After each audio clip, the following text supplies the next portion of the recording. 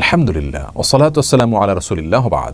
সুপ্রিয় দর্শক শ্রোতা ভাই বোন, আজ আমরা আলোচনা করব কুরবানির পশুর গোশত কিভাবে বন্টন করতে হবে, কয় ভাগে ভাগ করতে হবে সে বিষয়ে।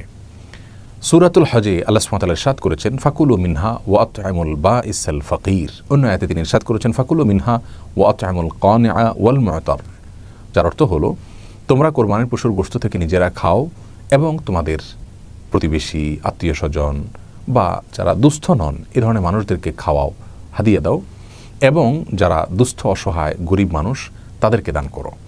এই আয়াত থেকে তিনটি ভাগ করার ব্যাপারে একটি নির্দেশনা পাওয়া যায়, ইঙ্গিত পাওয়া যায়। সেজন্য বেশিরভাগ উলামায়ে কেরাম বলেছেন কোরবানির পশুর গোশতকে তিন ভাগে ভাগ করা মুস্তাহাব এবং উত্তম। যারা এক ভাগ নিজের জন্য রাখবেন, আরেক ভাগ প্রতিবেশী, বন্ধুবান্ধব, আত্মীয়-স্বজন তাদেরকে খাওয়াবেন, আরেক ভাগ গরিব এবং অভাবী মানুষদেরকে দিবেন। কেউ যদি তিন ভাগ পুঙ্খানুপুঙ্খরূপে না করতে পারেন, নিজের ভাগ একটু বেশি রয়ে গেল, দানটা একটু কম করলেন, তাহলে সেক্ষেত্রে কোনো প্রকার সমস্যা নেই, এর জন্য চিন্তিত হওয়ার কোনো কারণ নেই। কারণ পুঙ্খানুপুঙ্খরূপে তিন ভাগে ভাগ করাটা কোনো আবশ্যক বিষয় নয়। আপনি অনুমান করে তিন ভাগে ভাগ করতে পারেন, অথবা দুই ভাগেও ভাগ করতে পারেন, অথবা ভাগ নাও করতে পারেন, কিছু দিলেন আর বেশিরভাগ রেখে দিলেন, বা বেশিরভাগ দিয়ে দিলেন সামান্য কিছু রেখে দিলেন, সেই স্বাধীনতাও আপনার রয়েছে।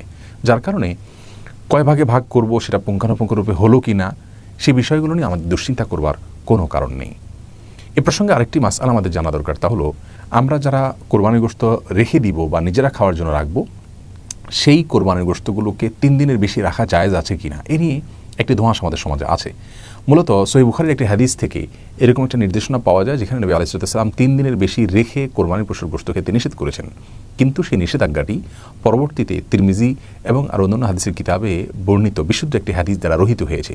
নবী আলাইহিস সালাম পরিষ্কারভাবে আগের সেই বিধানের রহিত হওয়ার বিষয়টি জানিয়েছেন। যার কারণে 3 দিনের বেশি যদি কেউ রেখে খেতে চান কোরবানি গোশত, তাহলে সেটি সম্পূর্ণরূপে এখন জায়েজ রয়েছে এবং এটা নিয়েও কোনো প্রকার বিভ্রান্তিতে থাকার কোনো কারণ নেই। অতএব কোরবানির পশুর গোশত আমরা 3 ভাগে ভাগ করার চেষ্টা করব, অনুমান করলেই ইনশাআল্লাহ বিদিনিল্লাহ মুস্তাহাবের উপর আমল হয়ে যাবে। আর আমাদের দেশে অনেক সমাজের একটা ভাগ নামে ভাগ তোলা হয়। যেমন কেউ কোরবানির পশু জবাই করেছেন, তার পশু থেকে 3 ভাগের 1 ভাগ তারা তুলে নিয়ে যান এবং তারা পরবর্তীতে গরিব দুঃখীদের মাঝে বন্টন করে দেন। সন্দেহাতীতভাবে এটি একদিক থেকে ভালো যে সামাজিকভাবে গরিব এবং অভাবী মানুষের কাছে গোশত পৌঁছে দেওয়া হয়, কিন্তু এর আরেকটা খারাপ দিক হলো যিনি কোরবানি করেছেন তিনি হয়তো তার পরিচিত কোনো গরিবকে দিবেন, অথবা তিনি হয়তো গরিবকে এখন দিবেন না, ফ্রিজে রেখে পরবর্তীতে দিবেন, খাওয়াবেন, অথবা গরিবকে 3 ভাগের 1 ভাগ পুরোপুরি দিবেন না, যেহেতু ইসলাম তাকে স্বাধীনতা দিয়েছে। কিন্তু সমাজ যখন তার কাছ থেকে ওইটা নিয়ে যায় এবং এক প্রকার লজ্জায় পড়ে হলেও তাকে দিয়ে দিতে হয় বা সিস্টেমের মধ্যে পড়ে হলেও তাকে দিয়ে দিতে হয়, তখন কিন্তু বিষয়টি কোনো ক্ষেত্রে হারামের পর্যায়ে বা নাজায়েজের পর্যায়ে, গুনাহের পর্যায়ে চলে যায়। তার কারণ হলো ওই ব্যক্তির যদি মনে সন্তুষ্টি না থাকে কিন্তু সমাজের চাপের কারণে দিয়ে দিতে হয়, তাহলে কিন্তু সেটি কোনো অবস্থাতেই জায়েজ হবে না। বিধায় এ ধরনের সমাজের ভাগ তোলার ব্যাপারটি আমি বলবো ভালো, কিন্তু স্বাধীনতা দেওয়া উচিত, যে যতটুকু সেখানে দেয় পরবর্তীতে সামাজিকভাবে সেটাকে বন্টন করা হবে। বাধ্য কোনো অবস্থাতেই করা উচিত না, বা সিস্টেম বানিয়ে নেওয়া উচিত নয় যার ফলে মানুষ একরকম অঘোষিতভাবে বাধ্য হয়ে যায়। তাহলে কোরবানির পশুর গোশতকে আমরা 3 ভাগে ভাগ করার চেষ্টা করব, যদি করতে পারি ভালো, আর যদি পুঙ্খানুপুঙ্খরূপে নাও করতে পারি এর জন্য চিন্তিত হওয়ার কোনো কারণ নাই। নিজেরা খাবো, গরিব দুঃখী অভাবী মানুষের মধ্যে বিলাবো এবং আত্মীয় স্বজন সহ অন্যান্য যে মানুষগুলো আছে তাদেরকেও দান করব।